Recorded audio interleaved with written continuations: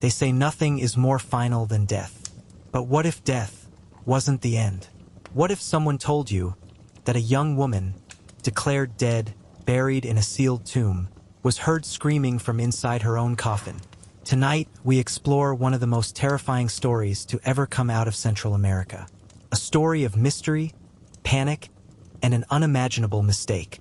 This is the tragic tale of Nacy Perez, a 16-year-old girl from Honduras who may have been buried alive. La Entrada is a small town in western Honduras. Like much of the country, it's plagued by poverty, gang violence, and limited access to healthcare. But it's also a place full of family, tradition, and hope. In 2015, Nacy Perez was just 16 years old. She had a quiet, ordinary life. She loved her family. She believed in her faith. And she had just started a new chapter with the boy she loved, Rudy Gonzalez. They were either newly married or engaged, reports vary, but one thing was certain. Nacy was expecting their first child, 3 months pregnant with her whole life ahead of her. No one could have predicted what would happen next. Late one night in August 2015, something went wrong. Nacy suddenly collapsed outside her family's home. Some said she'd been walking to the bathroom. Others said she was mid-conversation when it happened. Whatever the case, she fell to the ground, shaking, foaming at the mouth, eyes wide in terror. Her parents rushed to her, screaming for help. In a panic, they called a local priest, believing perhaps she was under spiritual attack. As neighbors gathered, someone managed to get her to a local clinic, a modest facility, lacking advanced equipment. Doctors examined her. They checked her pulse. And after just a few minutes, they pronounced her dead. No tests, no scans, no heart monitor, just gone. Her family was devastated. Rudy was inconsolable. In Honduras, it's common to bury the dead quickly due to heat and cultural practices. So Nacy's funeral happened the very next day. She was dressed in white. Her coffin had a glass panel over the face, a small window where mourners could see her one last time. She wasn't buried underground. Instead, like many in the region, Nacy was placed in a concrete mausoleum, a stone tomb above ground. Her coffin was slid inside, and workers sealed the entrance with heavy bricks and cement. It was over, or so they thought. The next morning, just a few hours later, Rudy couldn't bear the thought of being away from her. He walked alone to the cemetery, his footsteps echoing in the early morning silence.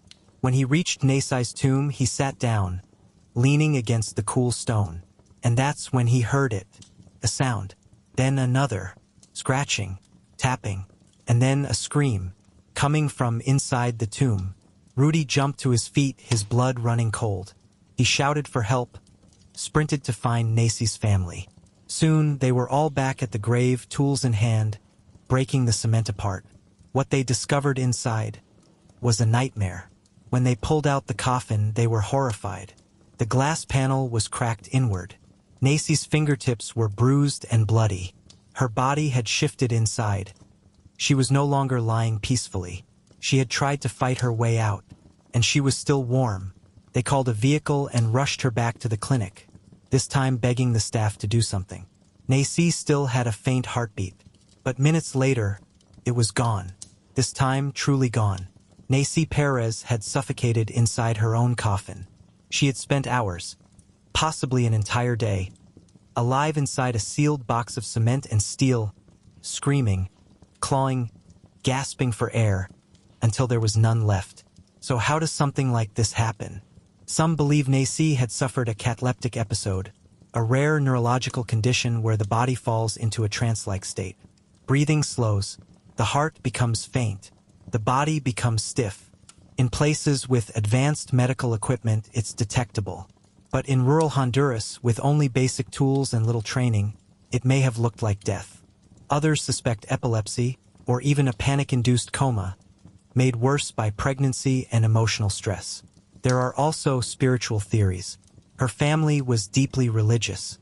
They wondered if dark forces played a role. After all, they had called a priest before calling a doctor. But no autopsy was done. No one investigated. Nacy's body was laid to rest once more, this time for good. and the truth was buried with her. It's hard to imagine a worse fate than being buried alive.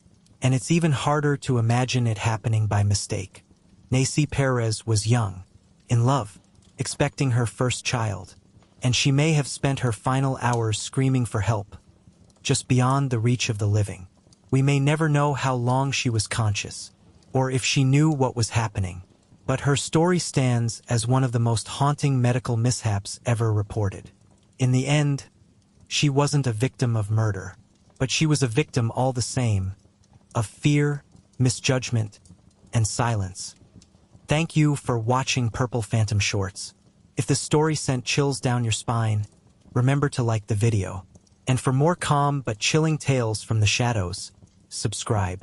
We uncover the unsolved, the unsettling, and the stories that linger long after the screen goes dark.